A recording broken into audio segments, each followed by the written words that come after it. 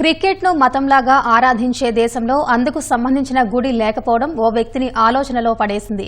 వెంటనే క్రికెట్ చరిత్ర, ఆటలోని మరపురాని ఘట్టాలను ఒకచోట చేర్చాలని నిర్ణయించుకుని ఓ మ్యూజియాన్ని నెలకొల్పాడు.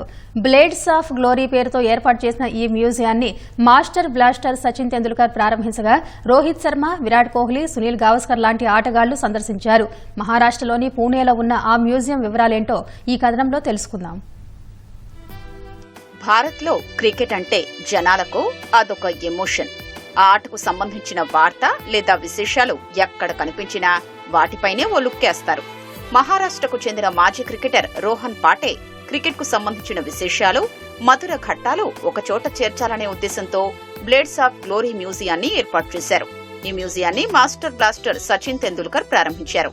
ఇందులో 75,000కు పైగా వెలకట్టలేని కళాఖండాల్ని ప్రదర్శిస్తున్నారు.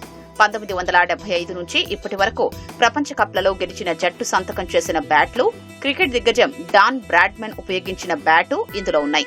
Master blaster Sachin Tendulkar cricket ప్రయాణం గురించి ప్రత్యేకంగా ఓ వాల్ను ఏర్పాటు చేశారు. విరాట్ కోహ్లీ స్కోర్ బోర్డు కూడా క్రికెట్ అభిమానుల్ని ఇట్టే ఆకట్టుకుంటోంది. 1983లో టీమిండియా గెలిచిన మొదటి ప్రపంచ కప్ కు సంబంధించిన విశేషాలు, అందులో పాల్గొన్న ఆటగాళ్ల వివరాలు కూడా ఉన్నాయి.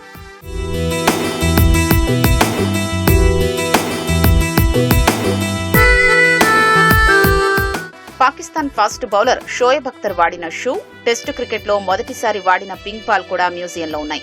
అలాగే వివిధ జట్లకు సంబంధించిన వింటేజ్ డ్రెస్లు కూడా అభిమానుల్ని ఆకర్షిస్తున్నాయి.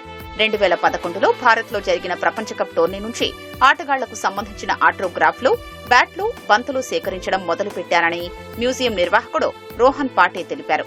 విరాట్ కోహ్లీ మ్యూజియంలో 7 గంటలకు పైగా గడిపి దిగ్గజ ఆటగాళ్లకు చెందిన బ్యాట్లను పరిశీలించాడని చెప్పారు.